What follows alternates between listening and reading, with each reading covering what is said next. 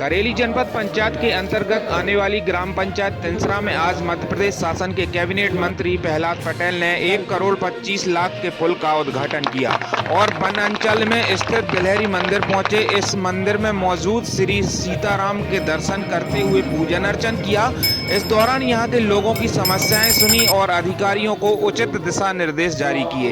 इस दौरान यहां पर आए लोगों के लिए प्रसादी की व्यवस्था भी की गई थी। आप भी सुनिए कि आखिर कैबिनेट मंत्री प्रहलाद पटेल ने क्या कुछ कहा। जब मैं पिछली बार प्रचार के समय आया था तो हम इतिहास के बारे में कितना गहराई तक जाते हैं इसका प्रमाण है। 1842 की क्रांति में जिन दो राज परिवार के लोगों ने बलिदान दिया था, राजा गंजन सिंह और दलगंजन सिंह, उनकी फांसी देवरी में हुई थी। लेकिन आज ये एक तीर्थ है, तो ये इतिहास का भी तीर्थ है, विरासत का तीर्थ भी है और सांस्कृतिक तीर्थ भी है। और मुन्ना भैया ने यहाँ पर सतत संपर्क रखा है। महाराज जी जब विलीन नहीं हुए थे तब उस नाते हमसे खूब संपर्क होता था, और इसलिए मैं मानता हूँ कि ये हमारा सौभाग्य है।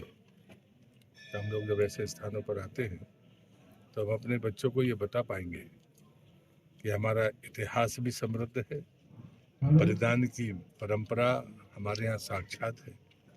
लेकिन मैं महाराज जी का आभारी हूँ कि उन्होंने इस ऐतिहासिक विरासत को सांस्कृतिक विरासत भी बना दिया।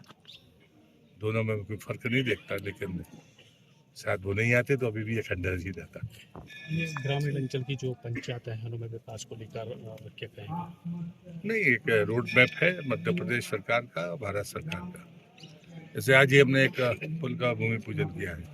पहले चरण की प्रधानमंत्री की जो सड़कें हैं, प्रथम चरण की, और वो स्वाभाविक उस समय रिप्टा या छोटे पुल बने थे, प्रारंभ था, वही लोगों के लिए बहुत बड़ी चीज़ थी। लेकिन मोदी जी की सरकार ने पहले से ही तय कर दिया कि प्रथम चरण में जितने भी रफ्ता या छोटी पुलियां हैं वो स्वाभाविक तरीके से बड़े पुल बना दिए जाएंगे। और इसलिए मुझे लगता है कि ग्रामीण विकास के लिए सड़क से लेकर जितने भी और न्याय के काम जो आम आदमी के लिए जरूरत की चीज़ें होती हैं, किसी का खतौनी है, किसी का बंटवारा नामा है, किसी के पास में मकान बना है लेकिन पट्टा उसके पास में नहीं है तो स्वामित्व उसको मिल जाए, इस सब पर सरकार ने बहुत ईमानदारी से काम किया। और हमने उसमें तकनीक की मदद ली है। व्यक्तियों से भेदभाव की गुंजाइश रहती है, लेकिन तकनीक से भेदभाव की गुंजाइश नहीं होती है। कोई गलती होती है तो उसको पकड़ा भी जा सकता है, सुधारा भी जा सकता है। लोकसभा चुनाव 2024 को लेकर क्या कहेंगे? इस बार 400 पार, मोदी जी तीसरी बार। कैबिनेट की बैठक सर भैया कैबिनेट की बैठक जबलपुर में संपन्न हुई है, क्या विशेष? उसमें दो ऐतिहासिक फैसले हुए हैं। एक तो ये कि जिनको हम मोटा अनाज कहते हैं, रागी, कोदो, कुटकी, जो आदिवासी पैदा करता रहा है, या हमारे जिनको काठर कहते थे वहाँ पर पैदा होता था, अगर वो अनाज है तो जो समर्थन मूल्य है वो उनको मिलेगा, लेकिन 10 रुपया किलो किसान के खाते में जाएगा, ताकि वो इस फसलों की तरफ अग्रसर हो। ये 3 साल तक सरकार मध्य प्रदेश की देगी। ये प्रधानमंत्री का लक्ष्य भी है। दुनिया इसकी मांग कर रही है जब अच्छे अनाज की और अच्छे खाने की, उसमें हम उत्पादन में रुचि भी दिखाएं और उसके लिए ये प्रयास है। राम मंदिर दूसरा, रानी दुर्गावती और रानी अवंतीबाई, दो महान वीरांगना हुई हैं महाकौशल में, दोनों को कोर्स बुक में शामिल किया जाएगा और 2-2 लाख रुपए का दोनों का स्मृति का सम्मान होगा जो बच्चियों को मिलेगा वीरता के लिए।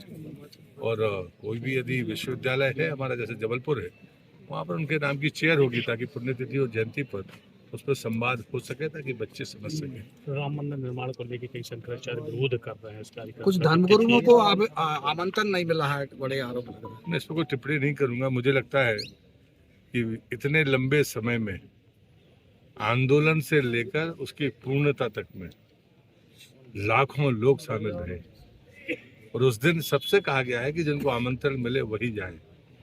तो मुझे नहीं लगता कि किसी को आपत्ति होने, मैं भी कार सेवक हूँ, लेकिन सबसे कहा गया है कि वहाँ पर जो आमंत्रित है वही जाएं। और जैसे ही भगवान विराजेंगे खूब जाइए, स्वागत सत्कार के साथ ढोल मजीरा बनाते हुए।